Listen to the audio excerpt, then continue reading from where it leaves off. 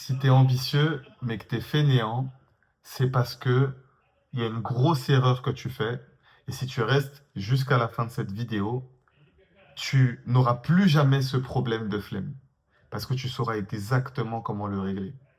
Et tu sais, aujourd'hui, ce qui fait que tu as la flemme, il faut que tu comprennes un truc. Quand tu es en train de courir, c'est beaucoup plus facile de continuer de courir que quand tu es dans ton lit et que tu dois te lever pour aller courir. Je répète, quand tu es en train de courir, c'est beaucoup plus facile de continuer de courir que quand tu es dans ton lit et que tu dois te lever pour aller courir. À ton avis, pourquoi? Je laisse un petit silence volontairement. À ton avis, pourquoi? Tu vois, réponds à la question et après reprends la vidéo. Mais pose et réponds à la question.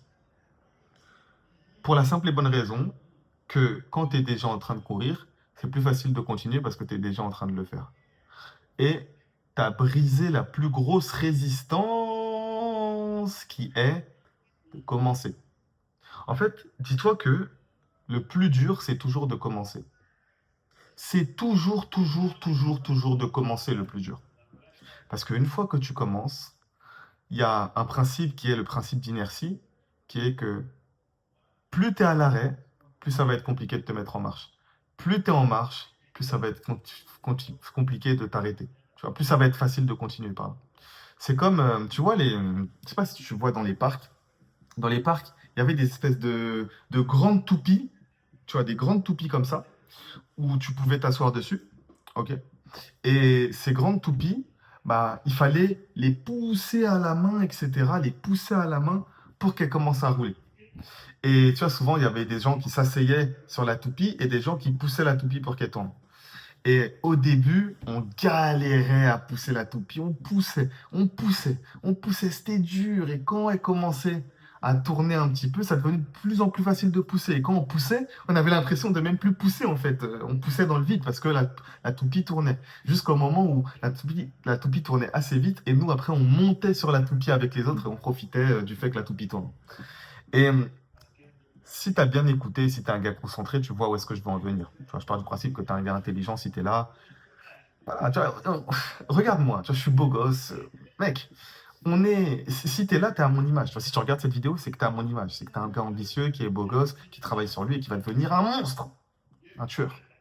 Bref, donc la toupie, au début, c'est très dur de la pousser parce qu'elle est à l'arrêt. Mais plus elle commence à se mettre en marche, à prendre de la vitesse et à tourner, plus ça devient facile de la pousser jusqu'au stade où bah, tu la pousses même plus, elle avance juste en automatique, tu vois. Et je te recommande de voir ta vie comme ça. C'est comme un vélo. Au début, c'est un peu compliqué de pédaler, et dès que tu pédales, c'est facile. Et quand tu pédales fort, en vitesse 1, tu vois, en vitesse 1, tu pédales fort, c'est la vitesse la plus compliquée. Bah, si tu arrêtes de pédaler, après que tu aies fait un gros coup de pédale, bah, tu vas quand même continuer de rouler. Par contre, si tu arrêtes de pédaler trop longtemps, qu'est-ce qui va se passer? Tu vas forcément bah, avoir ton vélo qui va s'arrêter et tu vas tomber. Donc, le tout, c'est de non seulement prendre de l'élan et de faire en sorte de jamais arrêter cet élan. Et donc, pour ne jamais arrêter cet élan, parce que le vélo, quand tu pédales, tu mets un gros coup de pédale, si tu t'arrêtes de pédaler, le vélo, il continue d'avancer. Mais il a déjà commencé à ralentir. Et le tout, c'est de voir tes objectifs, comme tu as dit, enfin, comme ce vélo-là. Imaginons que tu veuilles faire du nofap. Moi, je fais du nofap. Le nofap, c'est un truc, c'est drastique. C'est soit tu craques pas. Il n'y a pas de j'arrête de pédaler comme le vélo et ça continue de rouler. Non, c'est soit tu craques pas. Donc, avec des trucs, des habitudes comme le nofap qui sont très binaires, bah, tu es obligé de juste de conscientiser le fait que si tu craques, tu es mort. Avec des habitudes comme le nofap, tu es obligé de conscientiser que si tu craques, tu es mort. Avec des habitudes comme je sais pas, par exemple, le fast-food, tu vois, là, j'ai mangé un kebab aujourd'hui, je le disais dans une autre vidéo. Euh, ok, j'ai mangé un kebab, c'est pas forcément, c'est une habitude que je veux arrêter, mais c'est pas dramatique si je mange un kebab, tu vois. Voilà, tu vois, je suis en train de compter mes calories. Aujourd'hui, exceptionnellement, j'ai j'ai compté mes calories, mais j'ai mangé de la merde. C'est pas binaire. Tu vois, j'ai mangé de la merde, mais j'ai quand même compté mes calories. Donc, je suis toujours en train de rouler. Tu vois, je suis pas encore tombé. Je suis toujours en train de rouler, mais j'ai arrêté de pédaler en mangeant ce kebab-là. Tu vois, je sais pas si tu arrives à conscientiser ce que je suis en train de te dire.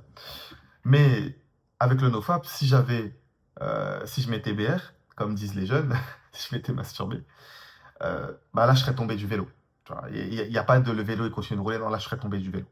Donc, il faut que tu arrives à distinguer ces deux types d'habitudes. Les habitudes qui sont binaires et que donc si tu brises la boucle, tu tombes du vélo et donc bah, ce sera beaucoup plus compliqué de reprendre après. Et les habitudes qui sont, on va dire, un peu moins binaires et qui, si tu les respectes pas pendant un jour, ça va pas te faire tomber du vélo. Ça va juste te faire arrêter de pédaler, mais tu vas continuer à pouvoir avancer vers tes objectifs. Maintenant, ce qu'il faudrait que tu fasses, c'est note les choses que tu veux changer. Tu vois. Et note les habitudes qui sont binaires et celles qui ne le sont pas. Et à partir de là, tu sauras. Tu vois, c'est tout simple. À partir de là, tu sais, ok, je veux faire ça. Ça, c'est soit je le fais, soit je le fais pas. Je ne peux pas négocier. Tu vois. Ça, c'est idéalement, il faudrait pas que tu négocies. Tu vois. Et ça aussi, c'est un piège. C'est pas parce qu'il y a des habitudes qui sont pas binaires qu'il faut commencer à les négocier. Non, tu fais en sorte de ne pas les négocier. Mais si jamais tu craques, tu es humain. Tu peux craquer. Ça, c'est les habitudes sur lesquelles tu peux craquer sans t'en vouloir. Tu peux te pardonner, on est des humains, c'est OK. Par contre, celle-ci, tu craques pas. Parce que si tu craques, t'es mort. Tu vois. Moi, je me rappelle que je fumais avant. Et je l'avais compris. Tu vois. Même avant de le conscientiser, je l'avais compris que là, j'ai arrêté de fumer. Si je refume ne serait-ce qu'une clope, et encore aujourd'hui, et c'est ça qu'il faut comprendre, c'est que même plus tard, plusieurs années après avoir réussi à maîtriser cette habitude, c'est pas pour autant que tu es à l'abri, tu vois, que tu peux t'autoriser à craquer. L'habitude, elle est binaire pour toujours, tu vois. Donc même si tu arrives à avoir l'habitude, qu'elle est ancrée l'habitude, considère qu'elle sera toujours binaire. Là, j'ai arrêté de fumer depuis plusieurs années. Si je reprends une clope aujourd'hui, je peux retomber. Parce que l'habitude est binaire. Donc, apprends à distinguer quelles sont les habitudes binaires de celles qui ne le sont pas et vis ta vie au quotidien en prenant en compte le fait qu'il y a certaines habitudes sur lesquelles tu vas pouvoir négocier et d'autres, enfin, il y a certaines sur lesquelles tu vas pouvoir négocier et d'autres qui, si tu négocies, elles te niquent tout. Elles te niquent ton élan, elles te niquent ton objectif, elles te niquent la personne que tu vas vouloir devenir. Tu vois, elles te niquent ta route vers la personne que tu vas vouloir devenir. Retiens ça et tu auras plus de problèmes après.